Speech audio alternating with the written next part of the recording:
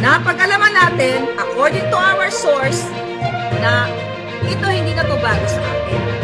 Ang nag-orchestrate ng pag-kidnap kay Pangulong Duterte, ayon sa informante, ay si Lisa Canas talaga. Alright? At ang reason ay what? Ang reason, dahil yun talagang gusto nilang burahin yung mga Duterte. Ngayon, by the way, bago pala ako pumunta dito sa seryosong pag-uusap natin, posible, may possibility talagang, according to my source, na ano siya, na question siya ng mga authorities. Possible, pero yung pangalawang informante natin, eto na nga. Ang sabi niya, Miss Maharlika, galing mismo to sa kamag-anak mo.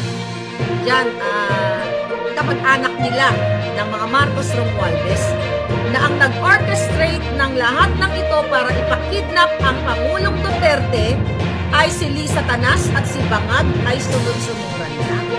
Ang kadahilanan ng kaputahan ni Lisa na nagpunta dito sa Amerika, according to our source, ato ay mga palabas lamang na siya ay merong working visa dito. Pero yung pala, in preparation, according to our source, na siya ay natatakot na kapag ginawa nila, kasi destined siya, ano siya focus siya na gawin ang pagpakidnap kay Pangulong Duterte. Okay? Kung sakaling magkaroon ng revolusyon sa Pilipinas, ay safe na siya dito sa Amerika. Ito mainit-init na impormasyon, ha? Alright. Ngayon, mayroon pa daw si Romualdez, si Tamba, at etong particularly si Tamba, mga palangga, medyo nagdadalawang isip pa daw na ipadukot o ipakidnap si Pangulong Duterte sa ICC.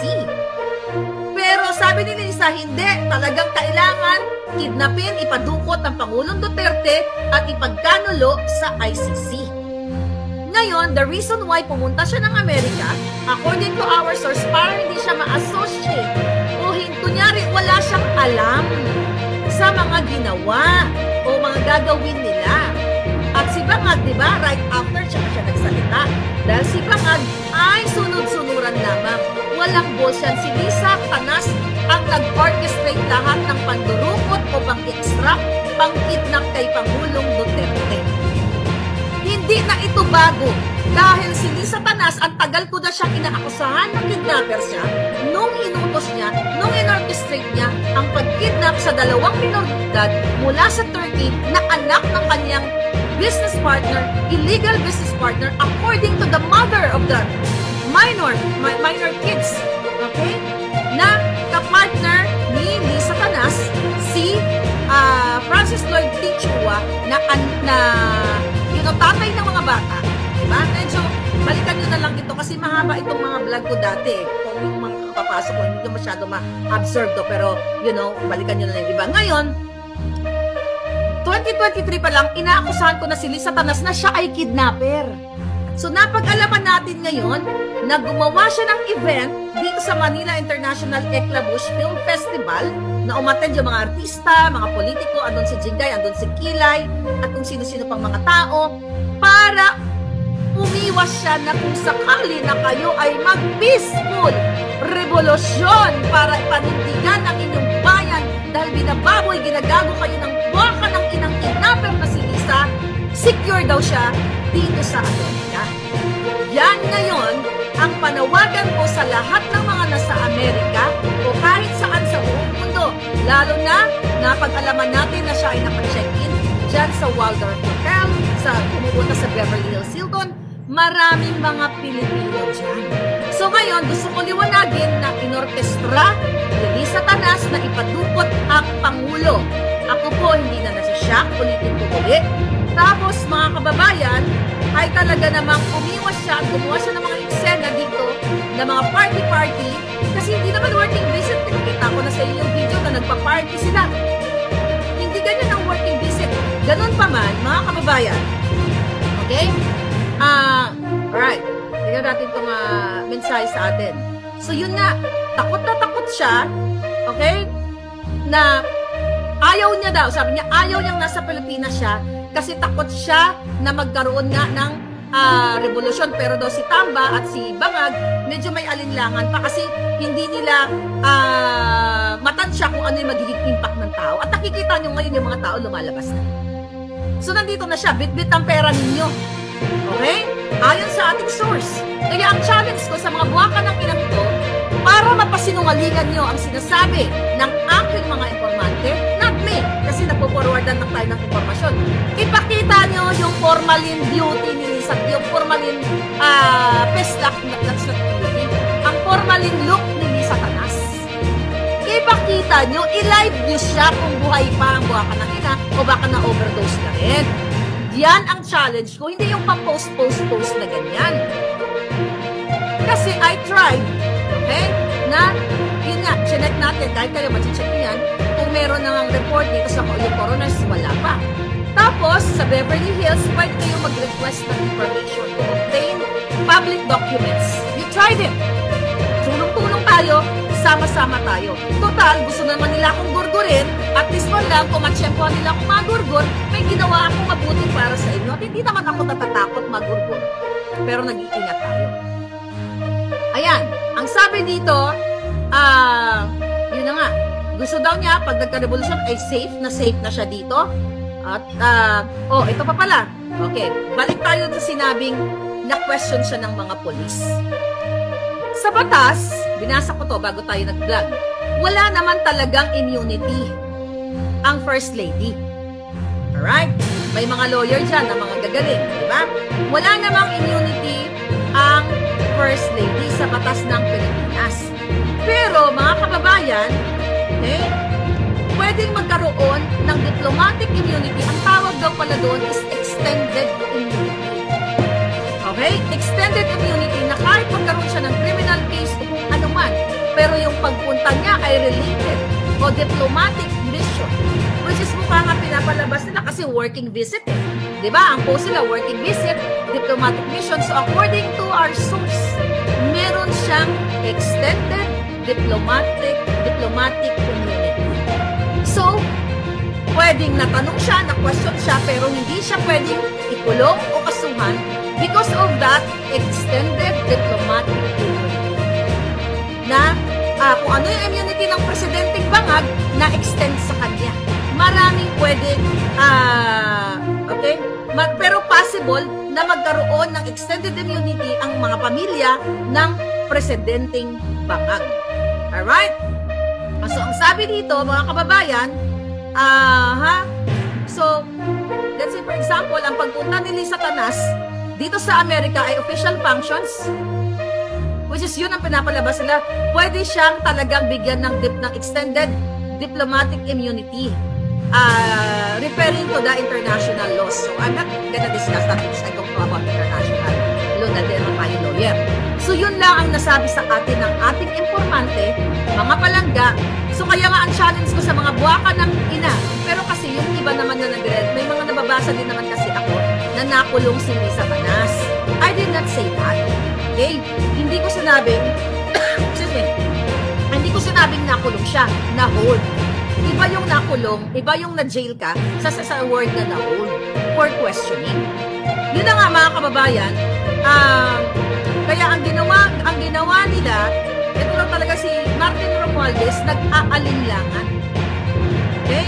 Kaya naman, talagang isinakay nila ang Pangulong Duterte, inipan nila doon sa, tignan natin dito, okay? Doon sa eroplano ni, alright. Okay. Doon sa eroplano na sinasakyan, o sinabi nga nila is presidential plane, di ba? Sinabi ni John Vic Remulla. So ngayon napag-alaman natin nga yung i-vlog na natin yan na ang nagmamay-ari niyan ay ang kanilang mga amigo o amiga. Okay, marami natang owner siya nang nag-handle niyan, but hindi na lang natin isa-isahin yung mga pangalan, but anyway connected sa kanila. So ngayon mga palangga. Okay, ito ang eksena ngayon. Tingnan natin ito. Ano pa yung binigay sa atin na information? Alright. Kaya sabi mas malakas ang loob niya. Okay, na sinasabing fake news ka. Sabi ng ating informant, fake news na kasi may extended immunity siya. Kaya nga sabi ko yun sa kausap ko, sabi ko palang I did not say na nakulong siya. Ang sinabi ko, allegedly nakulong siya. Alright? So ngayon, mga kababayan, okay, sabi daw ni Tambaloslos, kay bangag wag na natin ituloy ito. Kasi hindi natin alam kung ano magiging reaksyon ng taong bayan. Baka dito tayo matatapos o mapapahamak. Alright? At ang sabi nga dito, okay, yan lang, dito na raw si Lisa Tanas mag-retire sakaling magkaroon ng change of government o maipatumba ang gobyernong bangag. Basta siya lahat ang nag-orchestrate ng pagdukot kay Pangulong Duterte. Last minute, tumawag daw to si Martin Romualdez at saka si Lisa Tanas, ay si Bangag Jr. kay Lisa Tanas na wag na nating ituloy ito kasi hindi natin alam yung repercussion nito sa sa mga tao. Ngayon, dahil sabi nga ng importante natin, malapit din sa kanila, wala naman talaga si Bangag Jr. Walang alam, kaya sunod-sunuran si Lisa Tanas. Nung sinabi daw ni Lisa Tanas, ay Tambaloslos at Ibangag, huwag na natin ito, nagsisigaw at nagwawala daw si Lisa Tanas na dapat ituloy yan. Dukutin at kidnapin ang Pangulong Duterte o i-extract ang Pangulong Duterte. Okay? Yan ang marching order, yan ang extraction ni Lisa Tanas. At another thing na binigay sa atin na information, yung zero budget, may singit ko na kasi kasama sa information. Ang nagpa-zero budget talaga sa PhilHealth ay si Marcos Jr. at si Lisa Tanas. Tandem sila dalawa.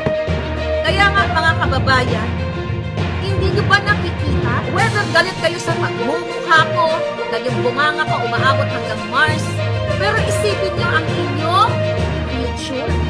Isipin nyo kung bakit may isang Maharlika na ayaw tumigil sa kabila ng 4 na kaso dito civil cases sa Amerika. 1 case dismissed with prejudice, 3 nilalabanan ni Maharlika, and now ang hamon sa akin, ang takot pananakot sa akin, inciting to sedition, another cyber libel case dyan sa Pilipinas. Sabi ko nga, bring it on. Tanga ka na lang siguro kung bakit ang isang Maharlika ay tinatarget. I'm just an ordinary person like you. It's just so happy na yung bunganga ko kasing laki ng mundo. Kaya naaabot lahat ng mga impormasyon sa buong mundo. Kaya sila gustong ipa-assassinate ako, ipagorgor ako, kasuhan ng patong-patong. At hindi nga po ako natatakot. Kaya huwag kayong matakot na manindigan. Now, alam nyo na ang pinakamamahal yung PRRD. Kayong mga PSG na nakikita nyo na si Marcos, si Lisa ay sinisigaw-sigawan kayo. May mga namatay na nga na PSG na hindi nila ni-report. Diba? Kayo dyan, manindigan kayo para sa bayan. Is that inciting? Ang sabi ko lang, manindigan kayo. Mag-speak up kayo, sabihin sa taong bayan because you're there to want to serve and protect the people and to protect the soberanya na sinasabi ninyo. Ngayon, nakita nyo na yun. Kita ninyo, dito ka pala Lisa Tanas, nandito ka, kung nandito ka sa Amerika, I challenge you. Dito tayo magbabakbakan sa korte. Total, nagpa-picture-picture ka doon sa abogada na nag-represent kay Johnny Depp kasi panindak nila sa akin yun eh. Nasindakin ko to, tangina, abogado di, ano ba yan? Campanilla ang tawag dyan sa Pilipinas, di ba? Sindakin ko to. Gusto ko pong sabihin sa inyo, sa kabila ng panggigipit nila sa akin, sinusubukan nila akong gipitin pero lumalaban po ang isang Maharlika. So kaya nga sina-challenge kita, buha ka ng ina mong kidnapper ka. Kung nasa Amerika ka, file a case against me na tinatawag kitang kidnapper at smuggler ka at ang asawa mo ay addictus delictus. With that, I can present ng mga ebidensya ng pinagnangak-ngak mo dito. Andito ka pala, dito ka mag-retire, tangina ka. Harap-harapan tayo, kaso sa kaso, di ba? Ang tapang mo dahil ginagastos ng pera ng bayan.